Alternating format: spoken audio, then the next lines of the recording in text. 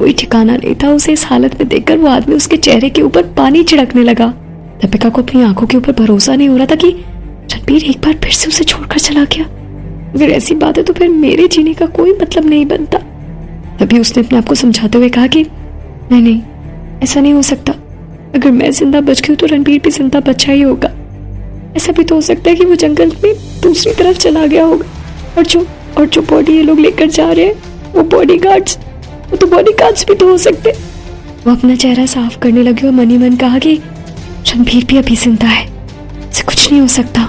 पर मेरे दिल की धड़कन अभी चल रही है, इसका मतलब वो सही सलामत है, इसलिए मुझे उसका इंतजार करना चाहिए।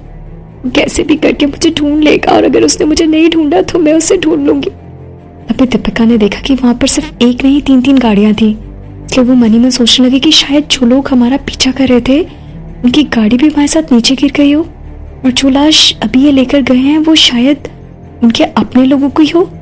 थोड़ी देर बाद वो होश में आ गई और उस जगह के आसपास रणबीर को ढूंढने लगी। तभी उसे गुब्बारे जैसे 3 और बॉक्स दिखाई दिए और तीनों के तीनों बॉक्स पूरी तरह खाली। और जब उसने वहां पास जाकर देखा तो वो मनी मन सोचने लगी कि ये तो रणबीर का बॉक्स हो ही नहीं सकता। और उसका दिमाग फिर से खाली हो गया। वो डर के मारे थर्राकर कांपने लगी। तभी उसे खून से सना हुआ ब्रेसलेट मिला। उसे उस ब्रेसलेट को पहचानने में थोड़ी देर भी नहीं लगी। वो ब्रेसलेट रणबीर का था। उसने उस ब्रेसलेट को अपने सीने से लगा दिया और जोर जोर से रोने लगी। वो आदमी उसे चुप कराने की कोशिश करने लगा पर दीपिका ने कहा कि प्लीज मुझे अकेला छोड़ दो। रात बहुत ज्यादा हो गई थी इसलिए वो विकलांग आदमी दीपिका को साथ लेकर अपने घर चला गया। दीपिका अभी भी हार मानने वाली नहीं थी। वो किसी भी तरह से अपनी घड़ी को ठीक करने की कोशिश कर रही थी। बस एक बार वो घड़ी ठीक हो जाए फिर वो रणबीर से बात कर सकती थी कि वो कहाँ है। थोड़ी देर बाद वो आदमी दीपिका के लिए कुछ खाना लेकर आया और कहा कि तुमने पूरे दिन से कुछ नहीं खाया इसलिए खाना खा लो, नहीं तो तुम भूख से ही लड़ाई हार जाओगी। दीपिका को कुछ भी खाने का मन नहीं कर रहा था पर वो जानती थी कि उसे जिंदा रहने के लिए खाना भी जरूरी है। उस आदमी की तरफ देखने लगी और कहा कि क्या आप मुझे उस जगह पर ले चलेंगे जहाँ पर वो लोग डेड बॉडीज को लेकर जाते हैं। उस आदमी ने कहा कि हाँ, मैं तुम्हें वहां पर ले जा सकता हूँ पर यह खतरे से खाली नहीं होगा। आज रात तुम मेरे घर पर आराम करो, कल सुबह हम वहां निकल लेंगे। दीपिका ने ऊंची आवाज में कहा कल नहीं, मुझे अभी के अभी जाना है। उस आदमी ने दीपिका का हाथ पकड़ते हुए कहा कि अब तो मूर्ख बनने की कोशिश मत करो। तुम्हें पता है कि आज बहुत रात हो गई और यहाँ पर रात में बाहर निकलना खतरे से खाली नहीं है।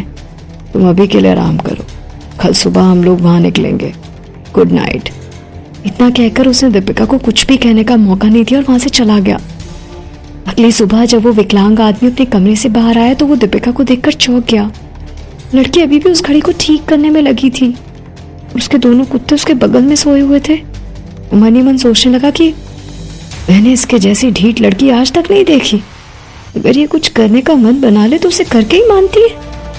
मुझे तो पता नहीं ये लड़की तलाश किसकी कर रही है पर मैं आशा करता हूँ कि शायद वो आदमी या औरत जिंदा हो, नहीं तो ये उन्हें ढूंढने में अपने आप को मार डालेगी। वहां से निकलने से पहले दीपिका अपने आप को बदलने की कोशिश करने लगी। वो नहीं चाहती थी कि कोई भी उसे आसानी से पहचान ले कि वो कहीं बाहर से आई है। इसलिए उसने अपने कपड़े बदल लिए और अपने शरीर के ऊपर मिट्टी इस तरह से लगा ली जैसे वो सालों से इस कचरे के ढेर में रह रही है। वो नहीं चाहती थी कि वहां पर लोग जाने कि वो कोई लड़की है। इसलिए उस विकलांग आदमी की एक शर्ट पहन ली उसने जो काफी ढीली थी। अपने आप को पूरी तरह से तैयार करने के बाद दीपिका ने कहा कि अब मैं जाने के लिए तैयार हूँ। मैं आशा करती हूँ कि आज मुझे कुछ सवालों के जवाब मिल जाएंगे। इतना कहकर दोनों वहां से निकल पड़े। तड़पता है क्यों, धड़कता है क्यों, ये जाने न मैं न तू। कैसा ये दिल का कनेक्शन है तुझसे हुआ, ये जानूं